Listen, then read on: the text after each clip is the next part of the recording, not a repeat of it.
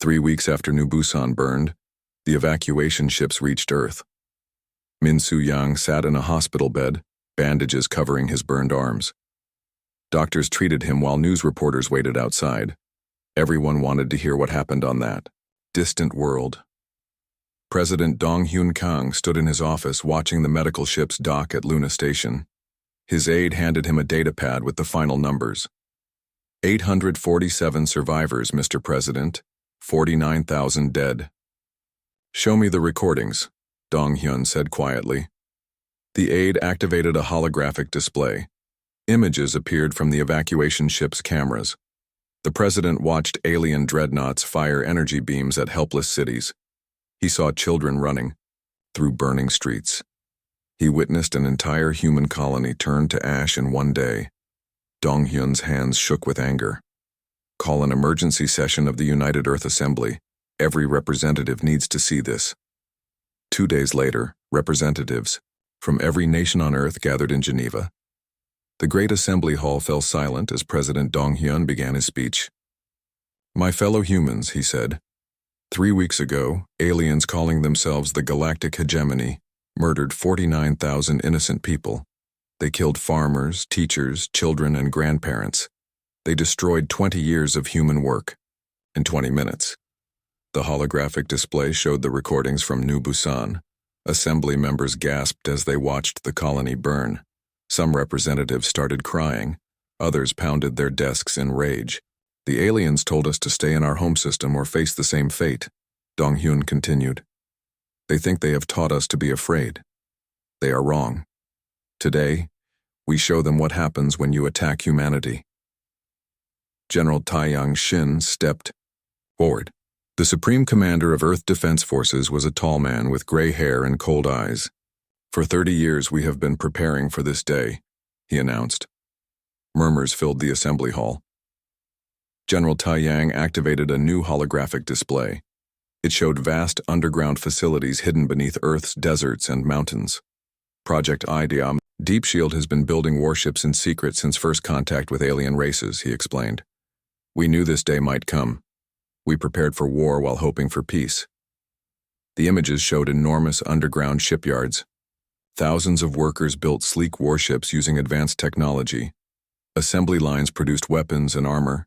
Training facilities prepared soldiers for space combat. Dr. Yuna Huang, head of the Manhattan Protocol, joined the general at the podium. We have reverse-engineered alien technology captured from crashed ships and failed trade negotiations. Our weapons are equal to anything the hegemony possesses. More images appeared. Dr. Yuna showed the assembly rooms full of advanced computers and laboratories where scientists worked on new weapons. We have energy shields, plasma cannons, and faster-than-light engines that match alien capabilities. How many ships do we have? Asked Representative Chen from the Asian Federation. General Taeyang smiled grimly. 200,000 stealth frigates, 50,000 heavy cruisers, 1,000 dreadnought-class vessels, all hidden in underground bases across Earth and Luna. The assembly erupted in surprised voices. No one except the highest military leaders knew the true size of Earth's secret fleet. What about crews? Asked Representative Rodriguez from South America. 800,000 volunteers, General Taeyang replied. Veterans from every conflict on Earth over the past 30 years. We have been training them in zero-gravity combat, alien weapon systems, and space tactics. President Dong Hyun raised his hand for silence. The question before us is simple. Do we hide in our solar system like the aliens demand? Or do we show them that humanity does not bow to bullies? Every hand in the assembly rose in support of military action. The vote was unanimous. Admiral Wu Jin Nam received his orders that afternoon. The 50-year-old officer had commanded Earth's deep space patrol ships for 15 years. Now he would lead the largest military fleet in human history. Admiral, President Dong Hyun said during their private meeting, you have 800,000 soldiers and 250,000 warships under your command. Your mission is to cripple the hegemony's ability to make war and force them to negotiate. Rules of engagement, sir? Admiral Wu Jin asked. Target military installations and government facilities. Avoid civilian casualties when possible. Show them we are soldiers, not murderers like they are. Admiral Wu Jin saluted. Understood, Mr. President. When do we launch? Immediately. Every day we wait, the aliens grow more confident that they have frightened us into submission. Across Earth and Luna, hidden shipyards came alive with activity. Massive blast doors opened in mountainsides and desert floors. Sleek warships rose from underground hangars for the first time. Ji-Won Song, a war correspondent, filmed the incredible sight of Earth's secret fleet launching. For 3 decades, humanity has been preparing for this moment, she reported. While the world went about daily life, thousands of people worked in secret to defend our species. The ships were beautiful and deadly.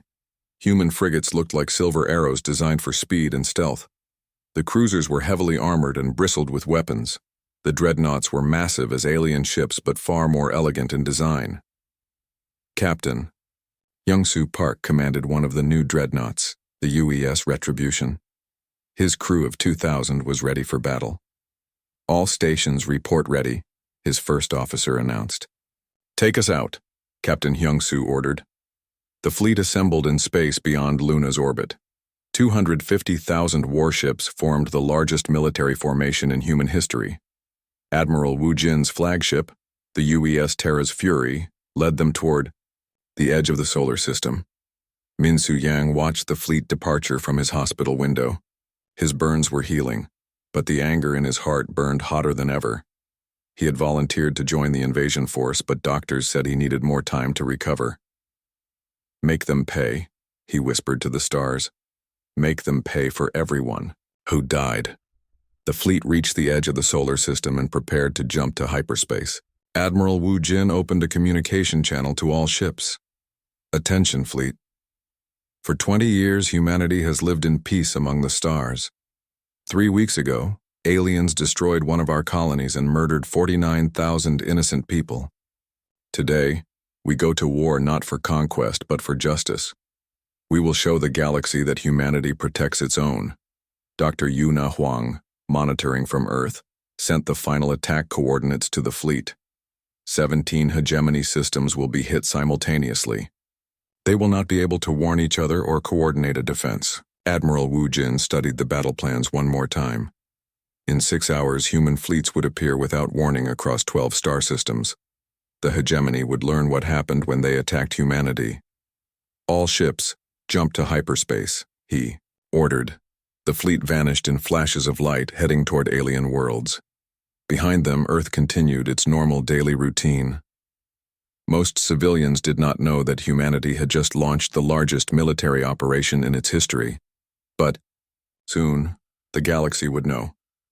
Soon, every alien species would understand that humanity was not afraid. The war had begun.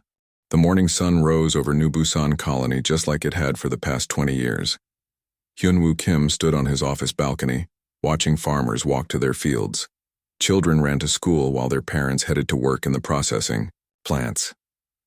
Everything looked normal and peaceful. Hyunwoo had been the colony administrator since the first settlers arrived. He remembered when this planet was nothing but rocks and dust. Now it fed millions of humans across 3 star systems. 50,000 people called New Busan home, and they had built something beautiful. Administrator Kim called Soo-Jin Park from inside the office. She ran the colony's communication center and rarely looked worried. Today was different. You need to see this message. Hyunwoo walked back inside. On the main screen was an alien face he had never seen before. The creature had gray skin and 4 eyes. When it spoke, its voice was cold and mechanical. I am Admiral Vextar of the Galactic Hegemony, the alien said. You humans have expanded too far into our space. You have 30 days to abandon all colonies beyond your home system. If you refuse, we will remove you ourselves. The message ended. Soo-Jin looked at Hyunwoo with wide eyes. Sir, what do we do? Before Hyunwoo could answer, Captain Jinho Lee burst into the room. Jinho commanded the small defense force that protected the colony. Did you see the message? He asked. Yes, Hyunwoo said. How serious do you think they are? Jinho frowned. Very serious. I've heard stories about the hegemony. They control most of the galaxy. 12 different alien species work together. They have massive fleets. But we can't just leave, Sujin said. This is our home. People have lived here for 20 years. Hyunwoo nodded. Send a message back. Tell them we are peaceful farmers. We're not threatening anyone. Ask for more time to discuss this. 3 days later, the hegemony's response came. It was short and simple. 15 days remain, leave or die. Jinho called an emergency meeting with his defense team. Yoonbi Choi, his second-in-command, spread maps across the table. We have 40 defense fighters and 2 patrol ships, she said. The colony shields can protect the main city for maybe an hour against serious attack. That's not much, said Min Soo-yang, a young man who had joined the militia after finishing school. His family ran one of the largest farms on the planet. It's what we have, Jinho replied. If the hegemony comes, we fight. We won't abandon our home without a battle. 2 weeks passed. Every day, colonists looked up at the sky, wondering if alien ships would appear. Some families packed bags and prepared to leave on the next transport ship. Others, like Min-soo's family, refused to go. My grandfather came here with nothing, Min-soo told his friends. My father built our farm from empty land. I won't run away, because some aliens are making threats. On the 30th day, the sky turned dark. 3 enormous ships appeared above New Busan. Each one was over 2 kilometers long and bristled with weapons. The hegemony dreadnoughts moved into position over the main cities. Hyunwoo's communication system crackled to life. Admiral Vextar's face appeared again. Your time is finished, humans. You chose to stay. Now you will burn. Jinho immediately launched his fighters. All units defend the colony, he shouted into his radio. The human ships were fast and brave, but they were like insects attacking giants. The hegemony dreadnoughts fired massive energy beams that cut through the defending fighters easily. In minutes, half of Jinho's force was destroyed. Yoonbi led her squadron in a desperate attack on the lead dreadnought. Target their weapon systems, she ordered. Her fighters swooped in close, firing everything they had. The aliens barely noticed. Energy shields absorbed the human weapons' fire like raindrops. Then the dreadnoughts began firing at the planet. Beams of pure energy struck the colony's shield generators. The protective barriers flickered and failed. More beams hit the cities below. Min-soo was helping evacuate a school when the first beam hit his neighborhood. The energy beam was so hot it turned buildings into glass. He watched in horror as his family's farm vanished in a flash of light. Run! Unbi's voice came over the emergency radio. Everyone get to the evacuation ships. Chaos filled the streets. Families ran carrying children and whatever they could grab. The hegemony ships fired again and again. Each beam destroyed entire city blocks. Hyunwoo stayed at his post, coordinating the evacuation. Transport Ship 7, take off now, he ordered. Don't wait for more passengers. Sujin refused to leave without him. Sir, we have to go. I'm the administrator, Hyunwoo said. I leave last. More energy beams struck the planet. The evacuation, ships were lifting off as fast as they could, but there weren't enough of them for everyone. Jinho's voice came over the radio, full of static. My ship is damaged, but I'm still flying. I'll buy you more time. He flew his crippled fighter straight at the nearest dreadnought. The explosion didn't even scratch the alien ship's hull, but it gave 3 more evacuation ships time to escape. Min-soo made it to evacuation ship 12 with burns covering his arms. As their ship lifted off, he looked down at the planet that had been his home. The cities were gone. The farms were burning. Everything his family had built was destroyed. The evacuation ship shook as a hegemony fighter fired at them. The pilot pushed the engines to maximum power. Hold on, he shouted. We're going to jump to hyperspace. Behind them, New Busan burned. The hegemony ships continued firing until nothing remained but ash and melted rock. 847 humans escaped in 14 evacuation ships. 49,153 colonists died on the planet. Admiral Vextar sent one final message to the fleeing ships. Tell your people what happens to humans who ignore the hegemony. Stay in your home system, or this will happen again. The evacuation ships jumped to hyperspace, carrying the survivors toward Earth. Minsu stared out the window at the stars, his hands clenched into fists. The aliens thought they had won. They thought they had taught humanity a lesson. They were wrong. They had just made the biggest mistake in galactic history. Behind them, New Busan's sun shone down on a dead world. But somewhere in space, the news of what happened was already traveling faster than light toward Earth. Soon, humanity would know what the galactic hegemony had done, and humanity would remember. Supreme Chancellor Mordak of the galactic hegemony stood in his command center on the capital world. The tall alien with blue skin and 6 arms felt pleased with recent events. The human problem had been solved quickly and efficiently. Admiral Vextar reports that the human colony was completely destroyed, his aide informed him. No survivors were detected planetside. Excellent, Mordak said. Send messages to all hegemony worlds. The humans have been reminded of their place. They will not expand beyond their home system again. Across the galaxy, hegemony commanders relaxed their guard. The human fleet was small and primitive. The destruction of New Busan had surely taught them not to challenge superior alien technology. They were completely wrong. 6 months after New Busan's destruction, Colonel Byung-ho Jung's strike force dropped out of hyperspace near Kepler Station. The massive shipyard was the hegemony's primary construction facility, building new dreadnoughts and battleships. All units, maintain stealth fields, Colonel Byung-ho ordered. Remember, we have one chance to do this right. 50 human frigates approached the shipyard invisible to alien sensors. The station's defensive fleet consisted of 20 alien cruisers and 5 dreadnoughts. Under normal circumstances, they would easily destroy 50 small ships. But these were not normal circumstances. Lieutenant So-Young Kim piloted her stealth bomber through the shipyard's defense grid. Her ship carried a single fusion torpedo powerful enough to crack a moon. Her target was the station's main reactor. Target acquired, she reported. Beginning attack run. The alien defenders never saw her coming. So-Young's torpedo struck the reactor core at the moment. 17 other human fleets attacked hegemony worlds across the galaxy. Kepler Station exploded in a ball of nuclear fire. The blast destroyed 12 alien ships and crippled the shipyard that built a quarter of the hegemony's fleet. At the same moment, Major Sang-Wook Lee's assault force materialized around Proxima Tertius. This world housed the hegemony's main communication center, allowing their scattered fleets to coordinate across thousands of light years. All Marines launch pods now, Major Sang-Wook ordered. 5,000 human soldiers launched from orbit in armored drop pods. They crashed through the planet's defense shields and landed around the communication complex. The alien guards were completely unprepared for ground assault.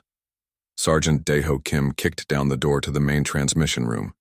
3 alien technicians looked up in shock before his squad stunned them unconscious. Explosives set, reported Corporal In-Soo Lee. 30 seconds to detonation. The human soldiers evacuated as explosive charges destroyed the communication center. In seconds, the hegemony lost the ability to coordinate their military forces. Captain Hai-Jin Park commanded a cruiser squadron attacking the military base on Vega 7. Her ships emerged from hyperspace in perfect formation, catching the alien fleet completely off guard. Fire all weapons, she ordered. Human plasma cannons tore through alien shields like paper.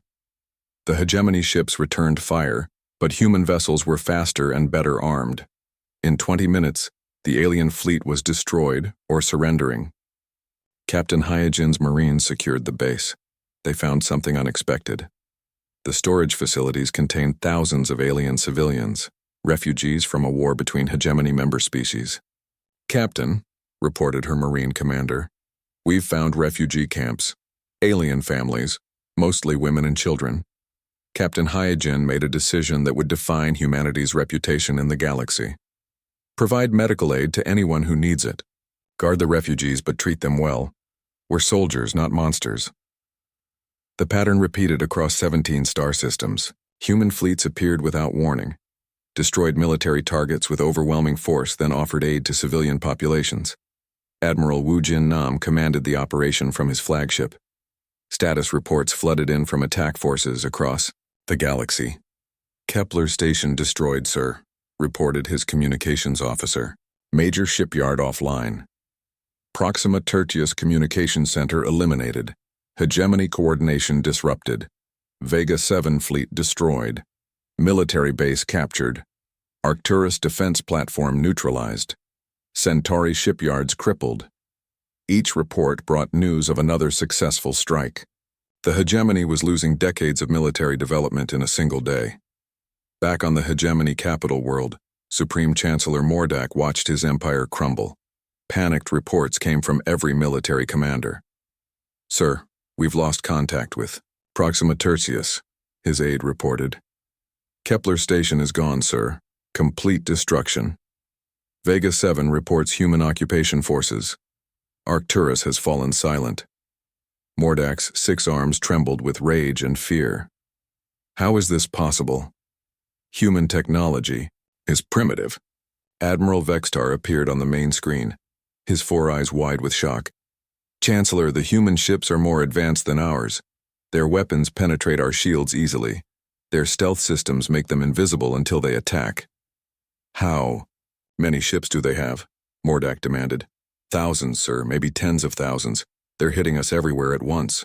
On the human flagship, Admiral Wu Jin opened a communication channel to all hegemony worlds. His message was broadcast on every frequency the aliens used. People of the Galactic hegemony, he began. 6 months ago, your leaders destroyed a peaceful human colony and murdered 49,000 innocent people. You thought you had taught us to fear you. Instead, you taught us that bullies only understand strength. The Admiral's calm voice carried across space to billions of alien listeners. Your military forces are being systematically destroyed. Your leaders can no longer coordinate their fleets. This is not conquest, this is justice. He paused, letting his words sink in. We do not make war on civilians.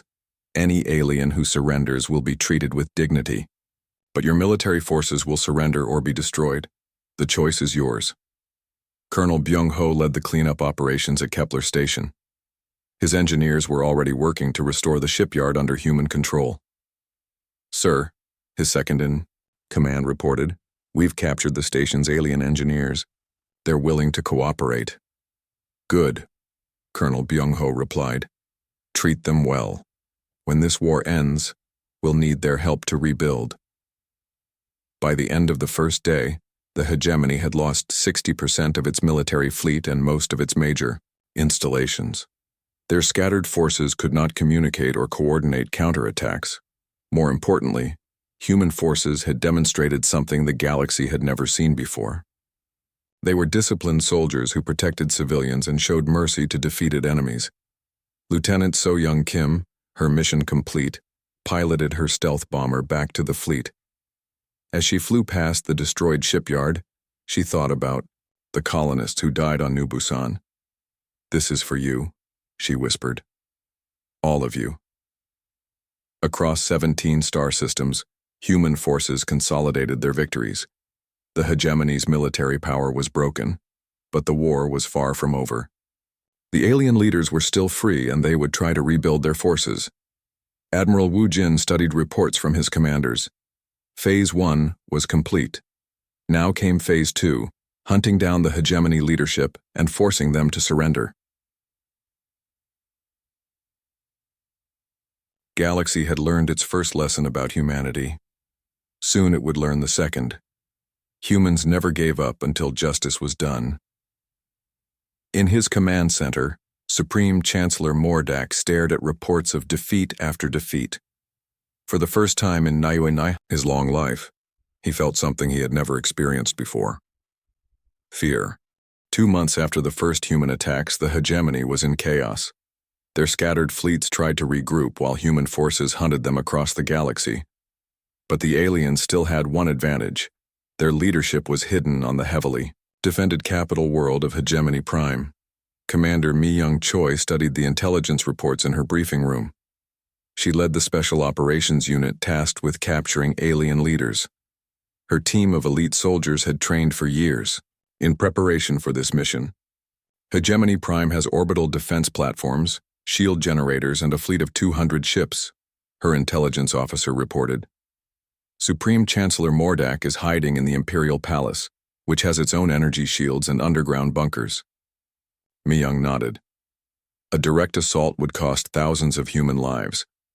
We need a better plan.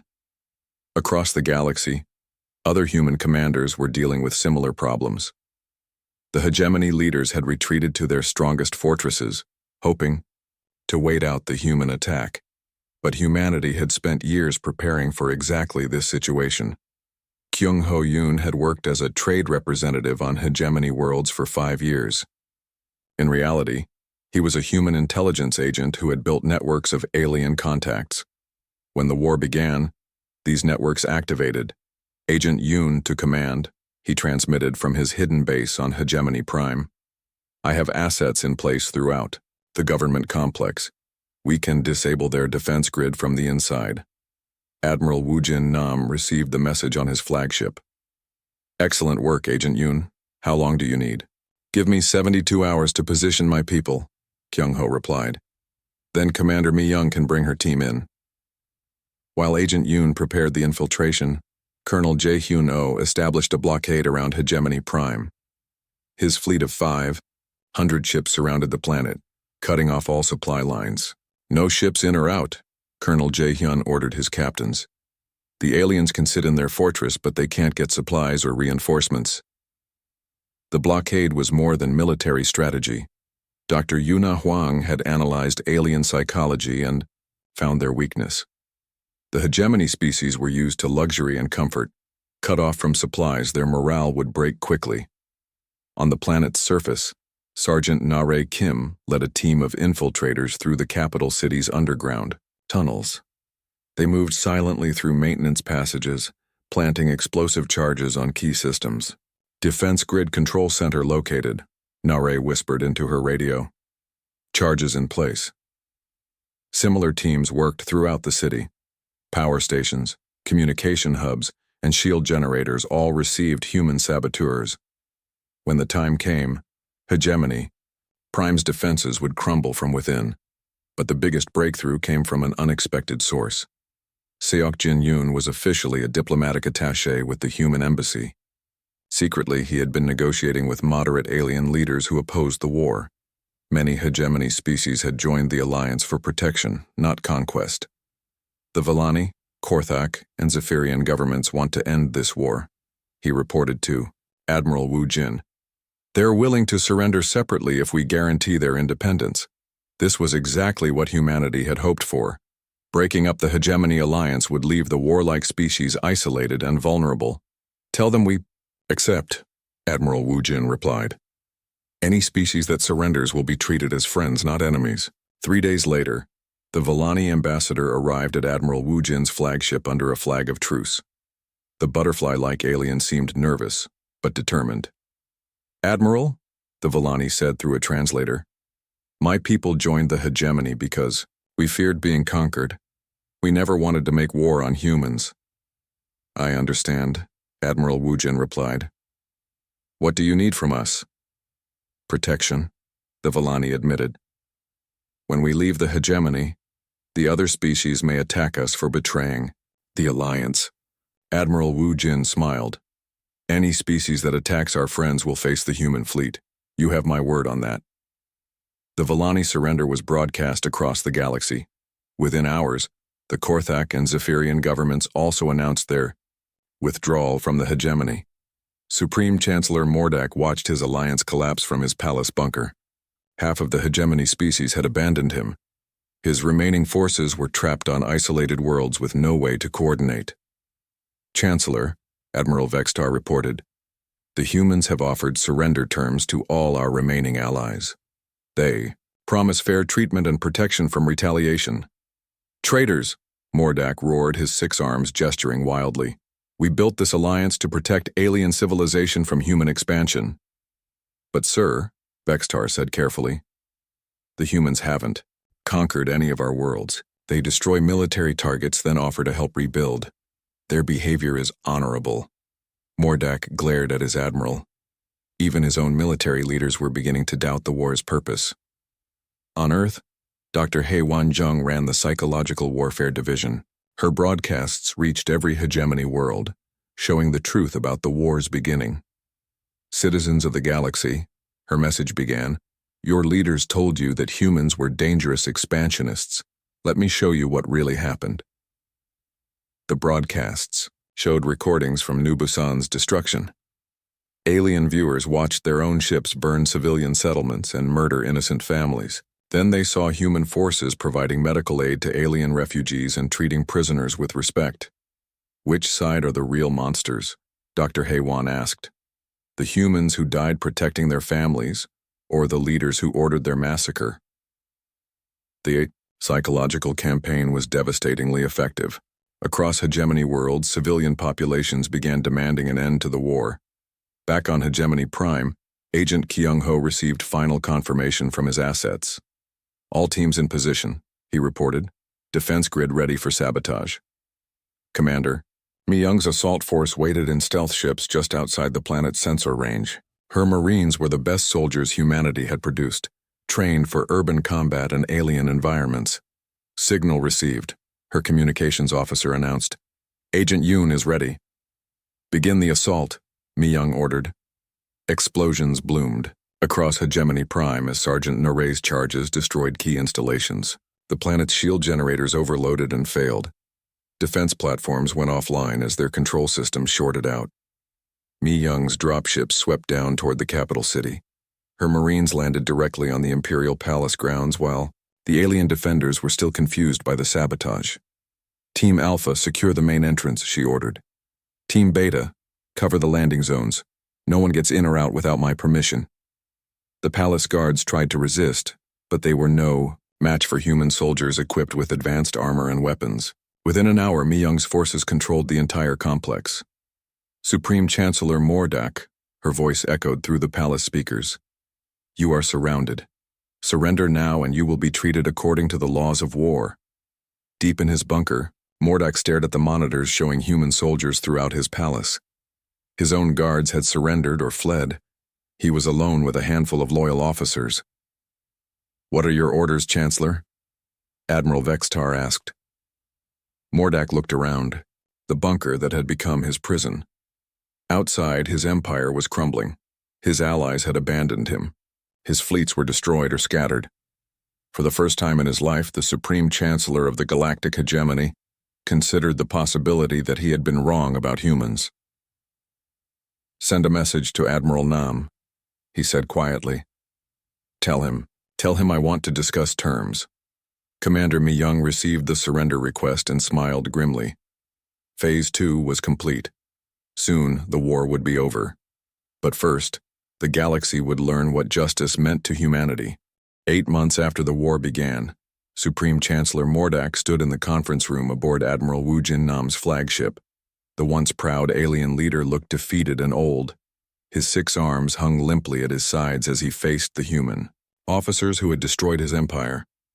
I formally request negotiations for the surrender of all remaining hegemony forces, Mordak said in broken English. He had refused to use a translator, wanting to speak directly to his conquerors. Admiral Wu Jin studied the alien who had ordered the destruction of New Busan. The human admiral felt anger, but also something unexpected. Pity. Mordak was not the monster he had imagined, just a leader who had made terrible choices. The terms are non-negotiable, Admiral Wu Jin replied. Complete surrender of all hegemony military forces. War crimes trials for those responsible for attacking civilian targets. Reparations for the destroyed colony. And recognition of humanity's right to expand throughout the galaxy. Mordak nodded slowly. I accept these terms. Diplomat Minho, CO, Earth's chief negotiator, stepped forward with the formal surrender documents. He had spent weeks preparing for this moment, working with lawyers and diplomats to create a fair but firm peace treaty. Article 1, Minho read aloud. All hegemony military forces will cease hostilities immediately and report to designated human commanders for processing. Article 2, All species who participated in the attack on New Busan colony will provide resources for rebuilding the destroyed settlement. Article 3. Former hegemony leaders who ordered attacks on civilian targets will face trial in human courts. The negotiations continued for 3 days. Admiral Wu Jin allowed Mordak to communicate with his remaining allies, giving them the chance to surrender with dignity. One by one, the alien commanders agreed to the terms. General Tai Yang Shin arrived from Earth to oversee the formal surrender ceremony. The old soldier had fought in wars across Earth and now watched humanity's greatest military victory. Form ranks, General Tai Yang commanded. 800,000 human soldiers stood in perfect formation in the flagship's massive hangar bay. Representatives from 12 alien species faced them, ready to formally surrender their weapons and flags. The ceremony was broadcast across the galaxy. Billions of beings watched as the most powerful military alliance in galactic history submitted to human authority. But what happened next surprised everyone. President Dong Hyun Kang appeared on the screens, addressing not just the defeated aliens, but every species in the galaxy. Today marks the end of the galactic hegemony, he began, but it does not mark the beginning of a human empire. Humanity did not fight this war for conquest. We fought for justice and for the right of all peaceful species to live free from bullying. His words caused murmurs among the watching aliens. They had expected the humans to claim the galaxy as their prize. Instead, President Dong Hyun continued, Earth proposes the creation of the Terran Protectorate. This will be a defensive alliance of free species, dedicated to preventing aggressive wars and protecting peaceful worlds. Ambassador Sumi Park, sister of the communications officer who died on New Busan, stepped forward to explain the new Galactic Charter.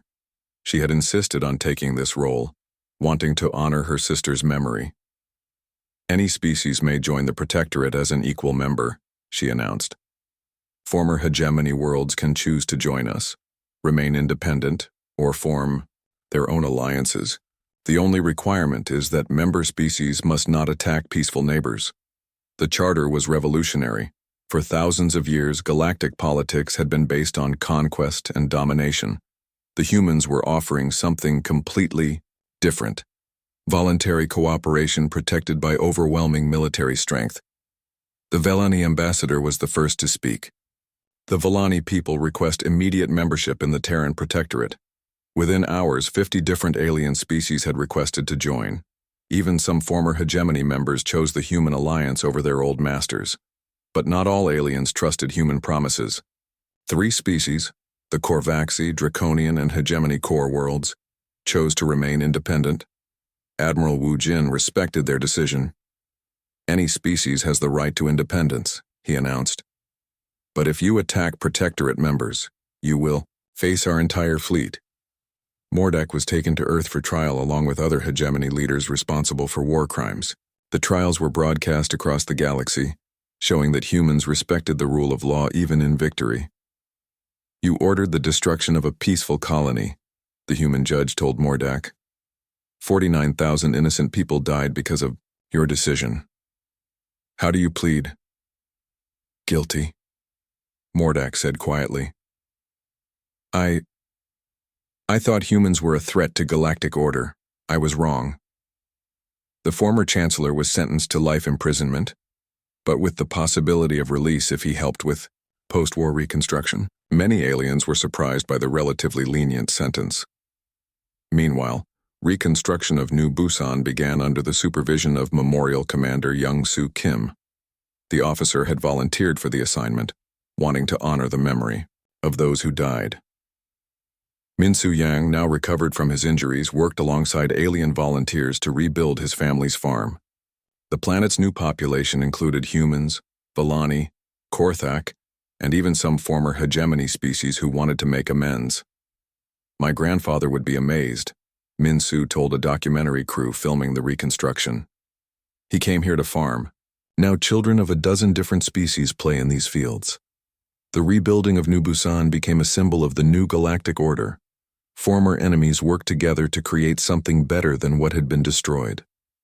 Dr. Yu Na Huang established research stations throughout the galaxy, sharing advanced human technology with Protectorate members. The goal was to lift all species to the same technological level, preventing future conflicts based on military imbalance. Admiral Wu Jin retained command of the Protectorate Defense Force, the 800,000 human veterans who had won the war. They became the galaxy's police force, ensuring that aggressive species could not threaten peaceful worlds. The fleet was reorganized with mixed crews. Human ships now carried alien officers, while alien vessels served under human commanders. The integration was designed to prevent any single species from dominating the alliance. 5 years after the war's end, Commander Mi-young Choi walked through the rebuilt streets of New Busan's capital city. Children of multiple species played, together in parks while their parents worked in integrated businesses. A young Vellani girl ran up to her speaking in perfect Korean. "Commander, will you tell us about the war again?" Mi-young smiled and knelt down to the child's level. "What do you want to know?" "Why did the humans fight?" asked a Korthak boy. "You could have stayed safe on Earth." "Because," Mi-young explained, "when bullies hurt innocent people, good people have to stop them. That's what soldiers do. We protect those who can't protect themselves." The children nodded seriously. They were growing up in a galaxy where war was illegal, and justice was enforced by overwhelming strength. Admiral Wu Jin, now aging but still sharp, stood on the bridge of his flagship as it patrolled the outer rim. His officers included humans, Vellani, Korthak, and even some reformed hegemony species. "Admiral," his Vellani communications officer reported, "we're receiving a distress call from an unaligned world. Pirates are attacking civilian transports." "Set course to intercept," Admiral Wu Jin ordered.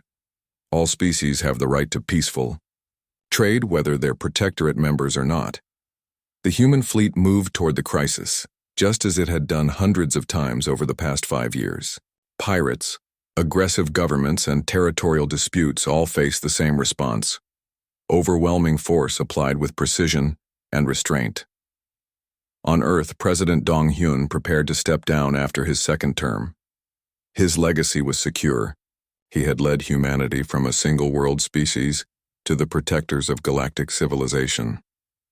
"Mr. President," his aide asked during their final meeting, "do you think we made the right choice? We could have built an empire instead of an alliance." Dong Hyun looked out his office window at the ships from a dozen species docked at Luna Station. "Empires fall," he said quietly, "but principles endure. We didn't fight to rule the galaxy. We fought so that everyone could live free." The memorial on New Busan bore the names of 49,153 colonists who died in the original attack. Below their names was a simple inscription: "They died as farmers and teachers and children.